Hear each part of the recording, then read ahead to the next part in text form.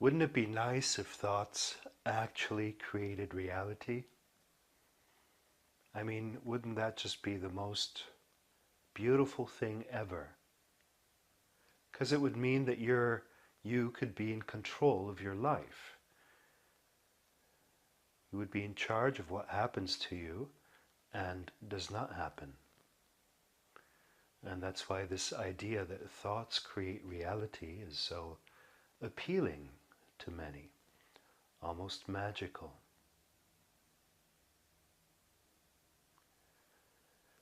I mean, if your thoughts really created reality, wouldn't that mean that you can just say, all right, I'm a billionaire, not even a multi-millionaire, a billionaire, a multi-billionaire, okay, and I just thought the thought, and then it comes to be, then it manifests.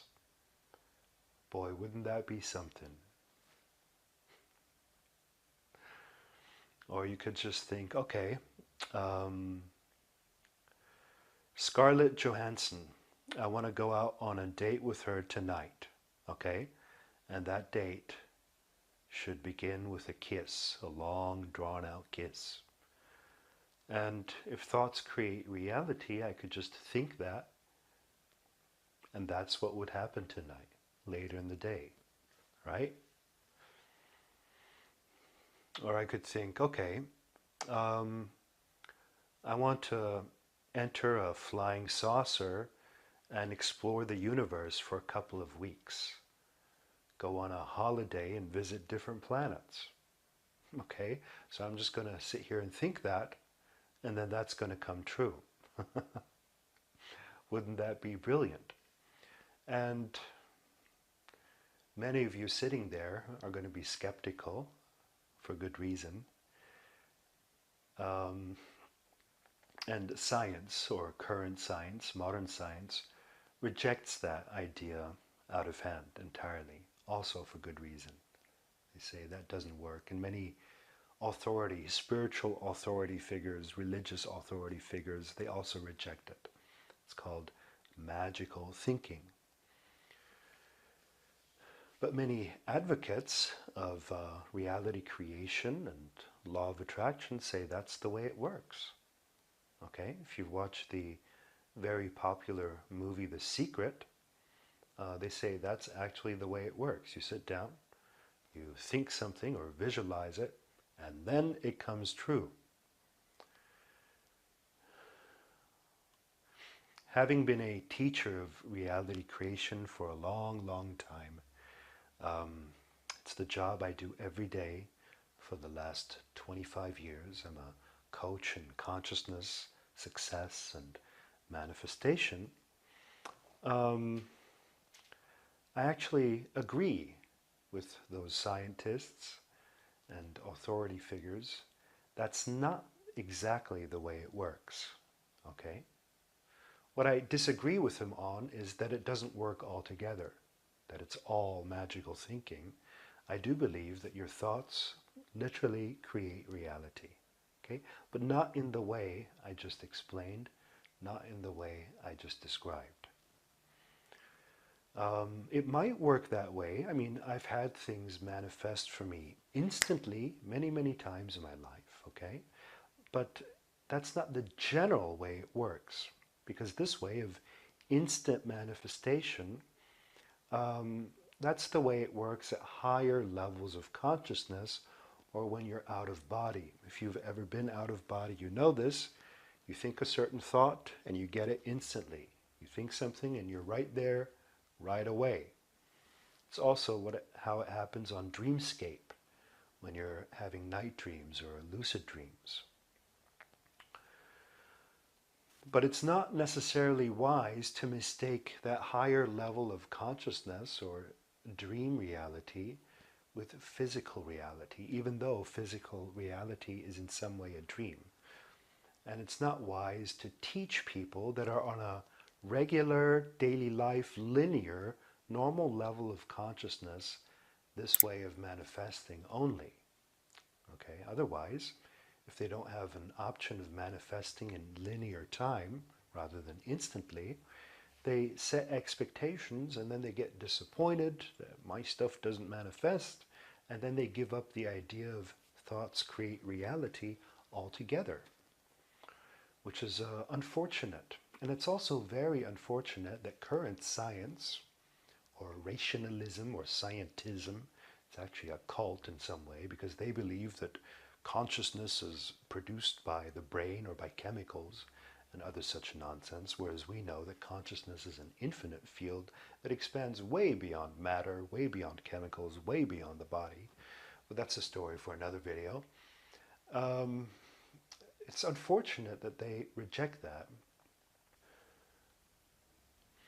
So, how does it actually work in my expert view? Well, if you look honestly at your life, okay, if you're really interested in the truth of how this works, all you have to do is look at your life. Don't believe me, don't believe other law of attraction teachers, don't believe other success coaches, don't believe scientists, don't believe spiritual authority figures. Just to look for yourself. You can prove this to yourself. Look at things that exist in your life, okay, such as your current job. Just your current job as an example. The current job or career you have. And then trace that back and look how it started, how it first started before that job came to be. And what do you find if you look? I'm not going to tell you, I'm just asking you to look. Or let's say you're married or single. How did that start? If you trace it back before you were married, before you were single, how did it start? What was the beginning? I'd suggest that in 99% of the cases, it's easy to see that it began with a small thought. It began with a consideration.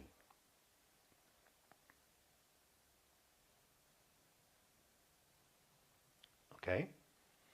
That's how almost everything begins, with a small passing thought that you just had one day. And we have many small passing thoughts. Many of them never manifest, to be entirely honest, okay? Because we don't develop them. We don't think them again. So let's say you had this small passing thought of getting a certain job or being a certain profession.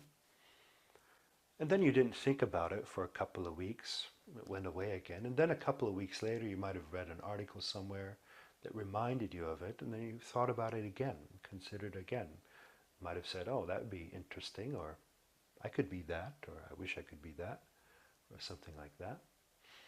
Okay, and then maybe a couple of months later, you thought about it again, and then you thought about it again, and the more you thought about it, the more similar thoughts were accumulated, and you started seriously considering it. And then there came a time you thought about it so much, that you felt the urge to act upon it. You felt the urge to make decisions. You felt the urge to make firm intentions. It's like, oh, I'm thinking about this so much. I'm so full of it. I finally have to do something about it. I have to make a decision now. Enough is enough. Okay, and that's when the thought started becoming a dominant thought, and it started to take root in your subconscious. That means you started feeling it, and you started perceiving things related to it, noticing shows and articles and conversations and objects and stuff related to it. And finally, the thought became so dominant that you felt compelled to decide, okay, to make decisions in certain directions, not in other directions. Felt compelled to act upon those thoughts. So that's a beautiful truth-finding exercise. If you're really interested in the truth of how reality is created, all you have to do is really look, take a close and honest look at how what you've already created, what's already in your life, actually came to be. originally, regardless of whether it's negative or positive. Okay, so let's say you're married, for example, and you're pretending that you don't enjoy your marriage, for example. I'd say, well, there was a day that you really wanted that, or you really resisted it. Both is a tension on marriage. So you might have said, you might have had a small thought, I could get married, or I want to get married, or it'd be nice if I'd married, or even, I never want to get married. You see, I never want to get married is also a tension on marriage.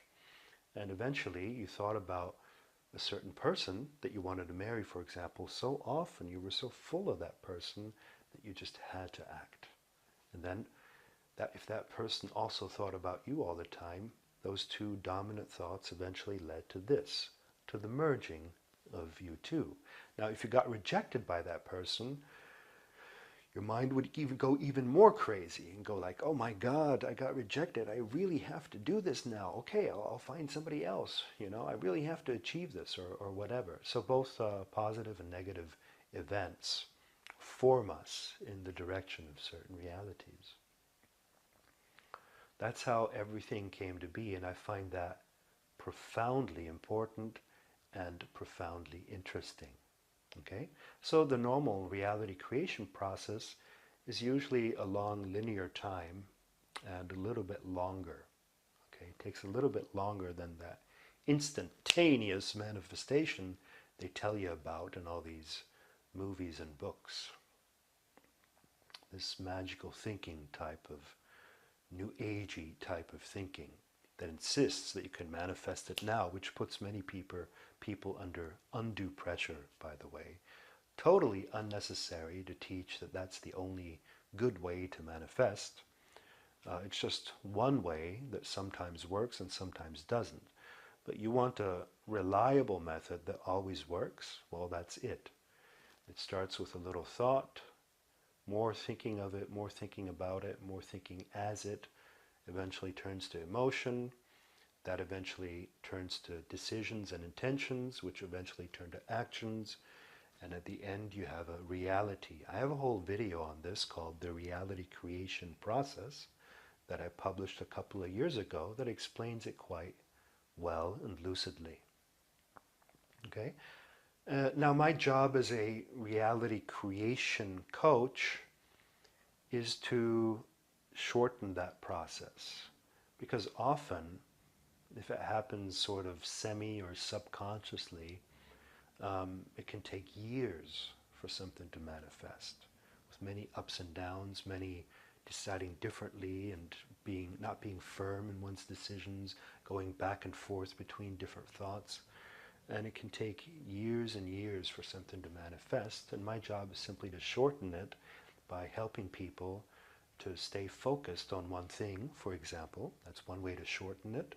Another way to shorten it is to put yourself into the place of the wish already fulfilled, to skip the whole process and just put yourself there and remain there as long as possible and act and decide from that place, because your decisions will be entirely different, and so forth and so on. Okay, I have several books on the topic of how to speed up that process. And that's why I love my career so much. That's why I've chosen it.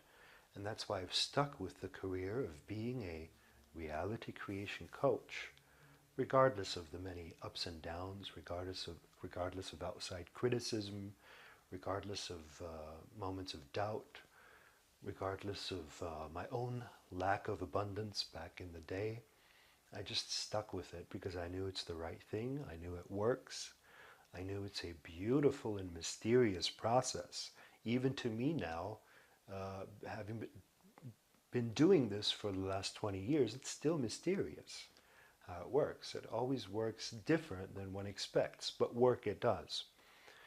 Okay? So knowing that thoughts actually do create reality, and that it doesn't have to be a matter of years, with the right attitude, it can be shortened so that it's just a matter of months or even weeks, sometimes even days, sometimes even hours, and yes, sometimes even instantly, I confess. That's just the most amazing thing somebody can learn, in my view. That's why I've made it my career. I've enjoyed the process so much. It's given me so much. It's actually given me everything. The reality creation process has given me perfect health.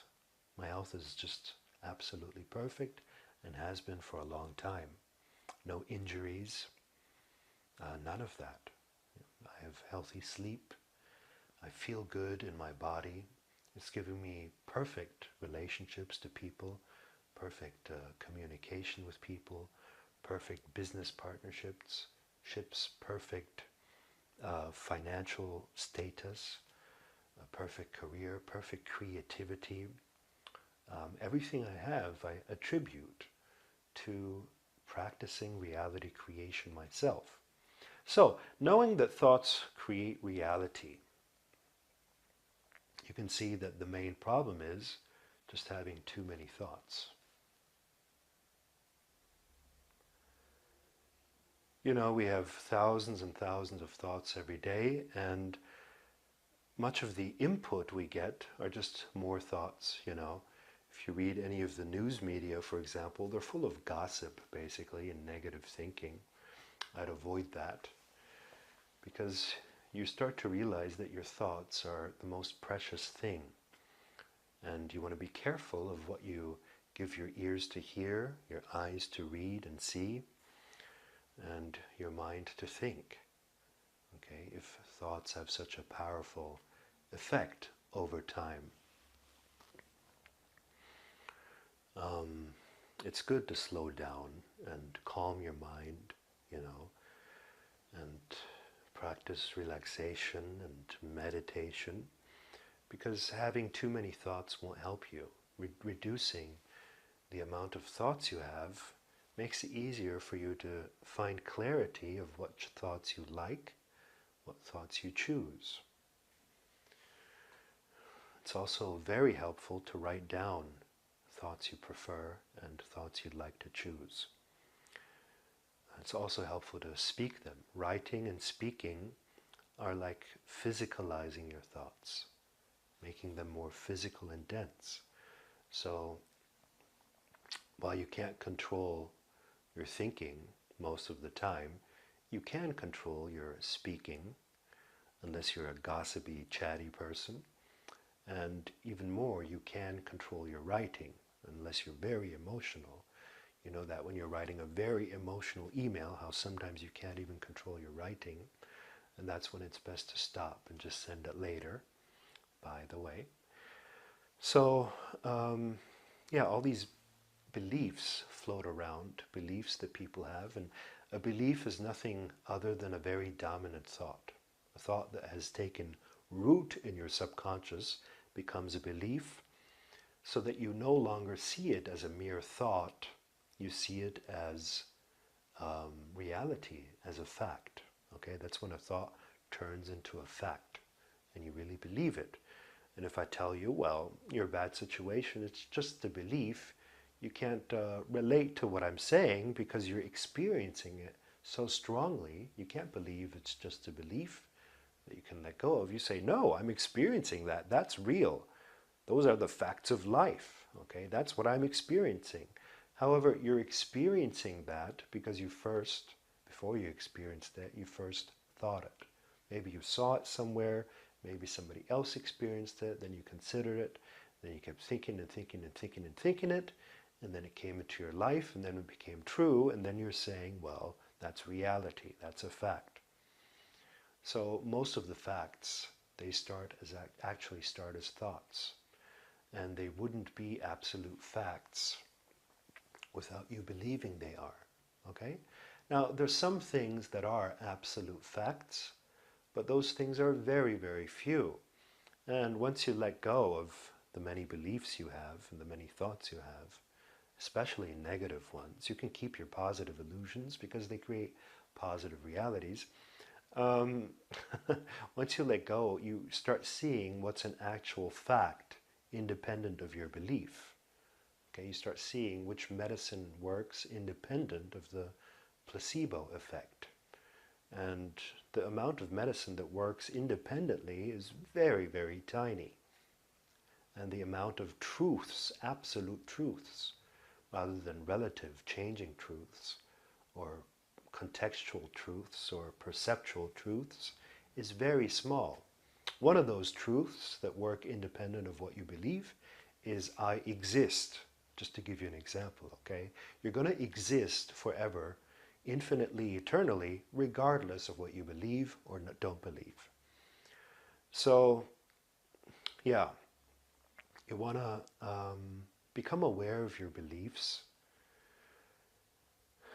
and you want to, actually, one of the ways to do that is to be aware of a belief as a belief, okay?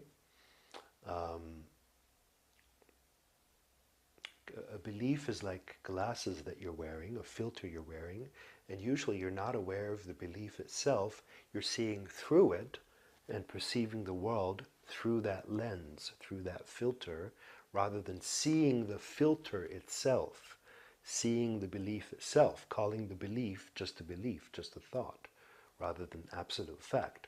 But when you put on a belief, you put on those glasses, you eventually forget you're wearing glasses. You're not aware of the glasses all the time.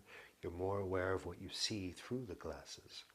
And that's why it's rather difficult for most people to let go of negative beliefs, because they're seeing through them rather than looking right at them and saying, oh, wait a minute, maybe this whole experience of mine is just my belief. And maybe I could let go of that eventually. Okay?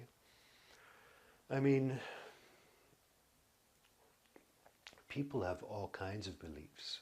In the last few months, I've been paying attention to what beliefs people have about taking showers, just for fun. Just as an experiment, I took one topic called taking showers, and I listened to people's belief on them, okay? And one guy, a couple of months ago, he told me, you got to take cold showers. Cold showers are much more healthy. They keep you fresh. They burn fat. And they're just awesome. I said, yeah, okay. I've been taking hot showers all my life, but why not try cold showers? It's quite unpleasant at first, but I got used to it. And I liked the idea. It was okay. It was his belief, you know, because I'd taken hot showers and I'd been fine my entire life. I hadn't been unhealthy. He claimed hot showers are unhealthy, which they're not, of course. I'd say cold showers refresh you and hot showers relax you. So both have their purpose. Both hot and cold have a good purpose. And then somebody else came up and said, oh, you're taking cold showers. Well, that's good, because hot showers, they open up your pores and let all the filth in. And that's why people get all these pimples on their back. And I said, whoa, whoa, whoa, whoa, whoa, wait. That's not my experience. Okay, I'm not going to let that thought take root in me. My back is clear. There's no pimples on it whatsoever. My skin has always been clear. I've been taking hot showers all my life. So with small thoughts like that, you know, it's fairly easy to reject them or to cancel them, to say, I cancel that thought. I don't accept that thought. It's different with subconscious, strong beliefs that have taken root. But with small stuff that first comes at you, it's easy if you're aware. Okay? And then another person actually told me cold showers are not healthy. They overstrain your body somehow. Your body goes into overdrive to try to compensate, and it heats up, and then after you leave the shower, it cools back down, and it makes people grow old very quick. And I said, give it a rest, you know. I'll be fine with cold showers or with hot showers. A similar contradiction happened with shampoo. Somebody once told me, well, you know, you got a lot of chemicals in that shampoo, going to lead to hair loss. And some of those chemicals are also associated with cancer. What? Cancer? You know, I've been using that kind of shampoo all my life. What's your problem? They said, you better use organic shampoo. I said, yeah, okay, why not? You know, so I bought some organic shampoo. And then my girlfriend back then, she was like, it's no good, that organic shampoo. It causes rashes and pimples on my skin. And she said, I read an article once that said it causes rashes and pimples, and sure enough, it did cause rashes and pimples on her skin, but it did not cause rashes and pimples on my skin because I had not read such an article. I had not bought into such a belief, okay? So chemical, so-called chemical shampoo had not caused cancer in me, and so-called organic shampoo had not caused pimples and rashes in me. It's all good to me. If you have the right thoughts and the right beliefs, it's all fine with you. You know, people would like you to enter the shower in terror of what might happen there. You know, and then I've heard stories about don't use conditioner for more than 3 minutes, otherwise this and this will happen. Don't use conditioner at all. You should use conditioner after shampoo, otherwise the hair gets this and this. I mean, I have a paper somewhere where I wrote all the beliefs people have about showers, all the negative beliefs, you know, and I came to about 50 beliefs or so, 50 negative beliefs just about the shower. And if that's what they have just about the shower, there's no telling what they have about the rest of life. I mean, it's a mess in their minds, a total mess of negative propaganda and unclarity and gossip and fear and false information, blatantly false information. I mean, in the last few months, I've been reading different newspapers a lot, just to examine what's in the world mind, in mass consciousness, and I can't believe, it's hard for me to fathom the amount of false, blatantly false information in so-called news media. And, you know, and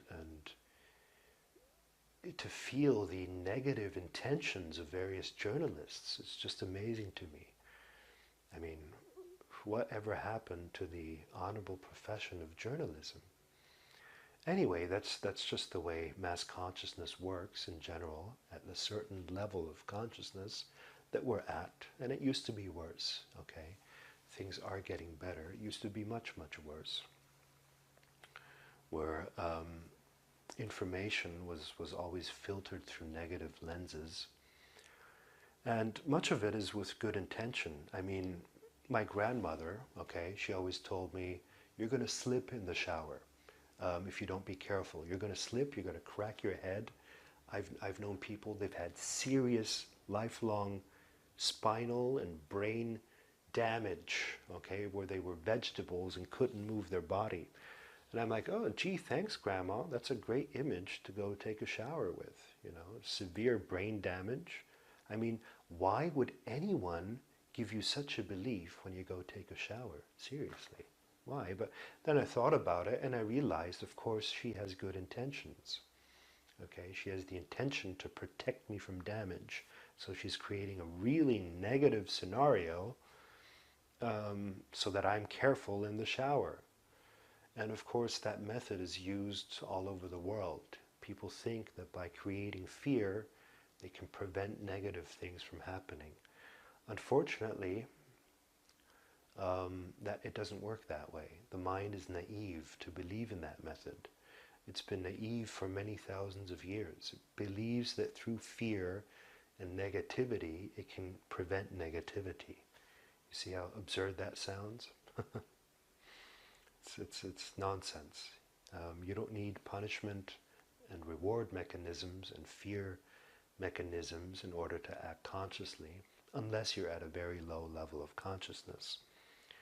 Now the thing is that mankind, humankind, has been at a childlike, adolescent, low level of consciousness for the past 1,000 years, so these fear methods were somewhat valid.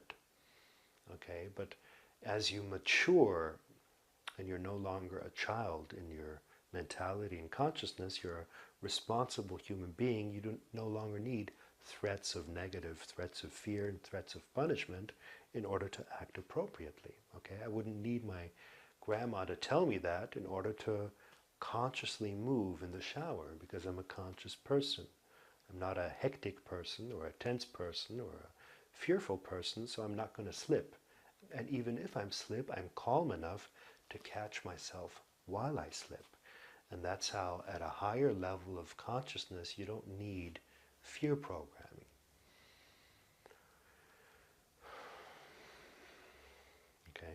And if she knew that, if she knew that it's not helping, she'd say, "Dear grandson, taking a shower can be wonderfully refreshing. It can reset your attitude. It can make your day. It can separate you from negative energies. You just wash them off. That beautiful scent of the shampoo will take you to paradise. You know, the cold showers will refresh you. The warm showers will relax you. Neither is bad." And she'd give me beautiful messages like that. And that's basically my job as a reality creation coach, because people always bring up these horrible stories, these narratives that they've spun, and they keep repeating, and I get them by email, I get them by phone, get them by Skype, get them in person. And my job is to help people change that narrative to more pleasant but believable, realistic stories. Okay? Rather than just positive thinking, I try to pick him up in the negative, and we slowly work ourselves up. So it might be we begin with negativity level 5, and then I tell them a negativity level 1 story, okay, to bring them up, and then I might go to the positive. If you want to know more on that, check my video, The Difference Between Positive Thinking and Reality Creation. A very important message. So in any case, that's what you're dealing with, okay? I just listed a few beliefs regarding shower. There's dozens more that I've listed that people have told me. A popular one is if you don't dry your hair after your shower, you're gonna get a cold. How often have we heard that? I'm sure you've heard it too. Totally untrue unless you believe in it, and once you start believing in it, it's going to happen. Okay, I myself have never caught a cold based on wet hair. Just not true for me, does not apply to me. I cancel that belief, does not apply to me. Never will. Okay? But of course, sometimes I'm caught off guard and I'm unaware, and I do buy into certain beliefs at first, you know, because I'm just not aware all the time. I don't expect myself to be aware all the time either. And I'm caught off guard, I buy into a certain belief, then I experience it, and once I experience it, I can actually trace that back. I can say, why am I experiencing this? Well, I must have some thought or belief regarding it. And that's a very good habit, to trace your experiences back to specific beliefs. Okay, that's a very, very good exercise. Because most people, they just take their experiences as that's just what is, that's just what's going on, not realizing that they've been concerned about that for a while. They've been creating that subconsciously or consciously. Okay? So you're not aware of all the things you create anymore, unfortunately, because you suppressed a lot into your subconscious. So I'd recommend to just take every experience you have, especially negative ones, as, you know, you owning it and it having something to do with you. It's not a coincidence. Cut the word coincidence from your vocabulary. There's a reason for that, and that reason often lies within you. And once you do that, you're no longer powerless. Once you know that you have something to do with its creation, you can do something about it. You can take a breath, you know, release, and you can regain your strength and start intending other things, making other decisions. In fact, negative events are very good opportunities to make new, powerful, positive decisions that will steer you in better directions. So, do thoughts really create reality? Well, in fact, they do. So if this presentation was helpful for you, please recommend it far and wide. My name is Fred Dodson. I'm the author of the book Reality Creation and Manifestation, Parallel Realities of Self, Success Attracts Success, and many others.